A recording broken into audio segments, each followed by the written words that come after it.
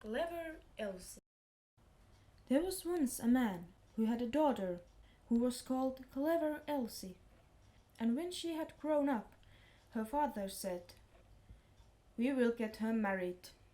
"Yes," said the mother, "if only anyone would come who would have her." At length a man came from a distance and wooed her, who was called Hans, but he stipulated that Clever Elsie should be really wise. "Oh," said the father, "she is sharp enough." And the mother said, "Oh, she can see the wind coming up the street and hear the flies coughing." "Well," said Hans, "if she is not really wise, I won't have her." When they were sitting at dinner and had eaten, the mother said, "Elsie, go into the cellar and fetch some beer."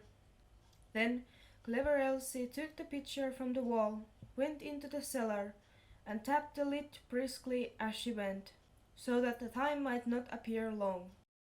When she was below, she fetched herself a chair, and set it before the barrel, so that she had no need to stood, and did not hurt her back or do herself any unexpected injury.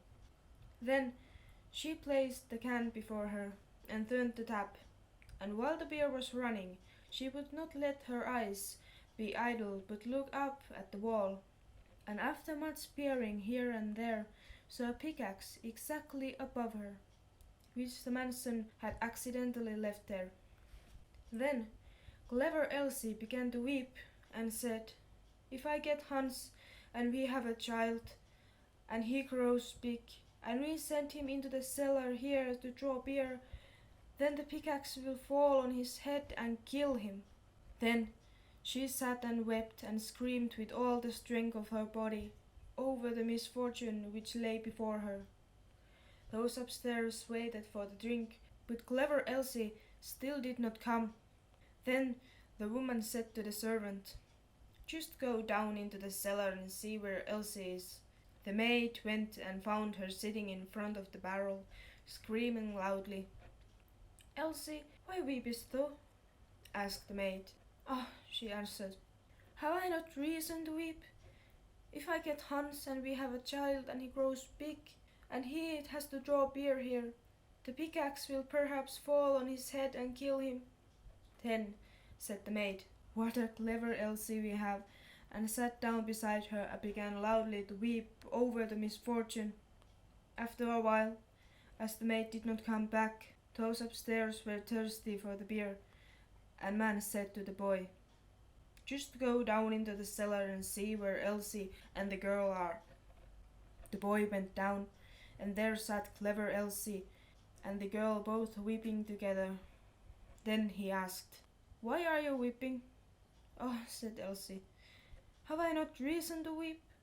If I get Hans and we have a child and he grows big and he has to draw beer here, the pickaxe will fall on his head and kill him." Then said the boy, "What a clever Elsie we have," and sat down by her and likewise began to howl loudly. Upstairs they waited for the boy, but as he still did not return, the man said to the woman, "Just go down into the cellar and see where Elsie is." "Just go down into the cellar and see where Elsie is." The woman went down and found all three in the midst of their lamentations and inquired what was the cause. Then Elsie told her also that her future child was to be killed by the pickaxe when it grew big and had to draw beer, and the pickaxe fell down. Then said the mother likewise, "What a clever Elsie we have," and sat down and wept with them. The man upstairs waited a short time, but as his wife did not come back and his thirst grew even greater, he said, "I must go into the cellar myself and see where Elsie is."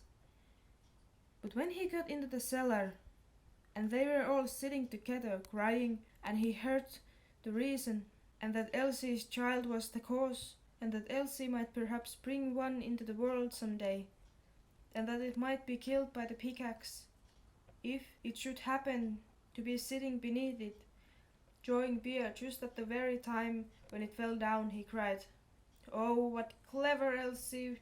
And sat down, and likewise wept with them. The bridegroom stayed upstairs alone for a long time. Then, as no one would come back, he thought, they must be waiting for me below. I must go there and see what they are about.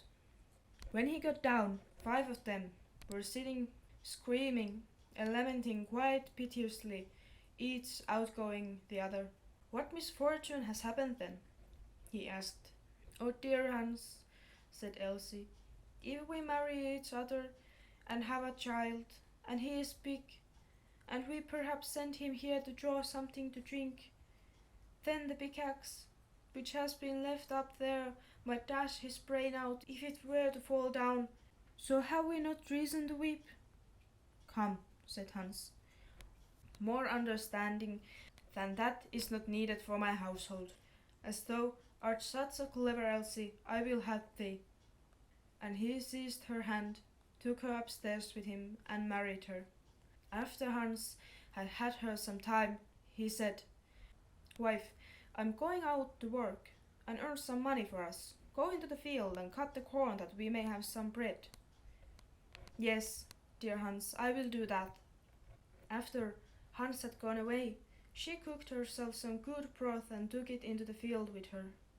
When she came to the field, she said to herself, What shall I do? Shall I shear first, or shall I eat first? Oh, I will eat first.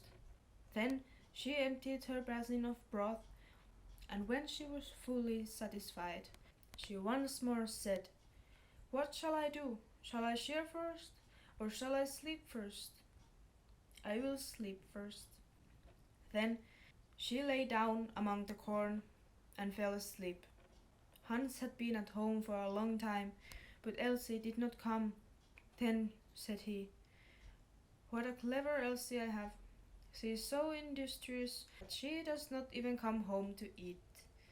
As, however, she still stayed away, and it was evening. Hans went out to see what she had cut, but nothing was cut, and she was laying among the corn asleep. Then Hans hastened home and brought the flower's net with bells and hung it round about her, and she still went on sleeping. Then he ran home, shut the house door, and sat down in his chair and worked.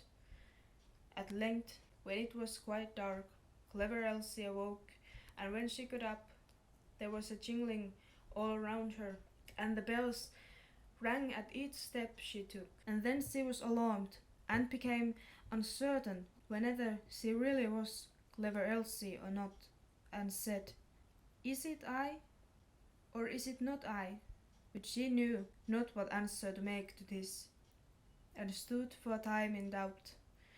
At length she thought, I will go home and ask if it be I or if it be not I. They will be sure to know. She ran to the door of her own house, but it was shut. Then she knocked at the window and cried, Hans, is Elsie within? Yes, answered Hans, she is within. Hereupon she was terrified and said, Oh heavens, then it's not I, and went to another door. But when the people heard the jingling of the bells, they would not open it, and she could get it nowhere. Then she ran out of the village, and no one has ever seen her since.